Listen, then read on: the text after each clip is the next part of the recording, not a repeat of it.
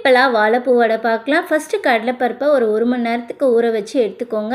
இதை வந்து நம்ம மிக்ஸி ஜாரில் சேர்த்து அரைக்கணும். இப்போ ஒரு மிக்ஸி ஜாரில் பூண்டு, பட்டை, வரமிளகாய் சேர்த்துட்டு 1 டீஸ்பூன் போல் சோம்பு சேர்த்து இந்த மாதிரி அரைச்சி எடுத்துக்கோங்க. இப்போ ஊற வச்ச கடலைப்பருப்பையும் சேர்த்துட்டு தேவையான அளவுக்கு உப்பு சேர்த்துட்டு இந்த அளவுக்கு கொரப்பாக அரைச்சிக்கணும்.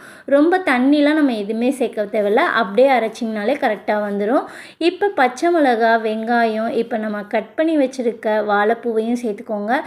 கொஞ்சமாக கொத்தமல்லியும் குட்டி குட்டியாக கட் பண்ணி அதையும் சேர்த்துட்டு கை வச்சு நல்லா அழுத்தம் கொடுத்து பிசைஞ்சிக்கோங்க. வெங்காயத்தில் உள்ள தண்ணியே நமக்கு போதுமாக இருக்கும்.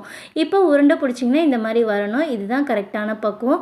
எண்ணெய் நல்லா சூடானதுக்கப்புறமேட்டா ஒரு உருண்டையாக எடுத்து இந்த மாதிரி லைட்டாக ப்ரெஸ் பண்ணி கொடுத்து எண்ணெயில் போட்டிங்கன்னா ஒன்று கூட உடையாது, சூப்பராக வரும். இதே மாதிரி நம்ம ஒன்றா அமுக்கி போட்டு எடுத்துக்கலாம். எண்ணெய் நல்லா சூடானதுக்கப்புறம் லோ ஃப்ளேமில் வச்சுக்கோங்க. லோ ஃப்ளேமில் வச்சு பொரிச்சிங்கன்னா நல்லா மேலே கிறிஸ்பியாக உள்ள நல்லா சாஃப்டாக இருக்கும்.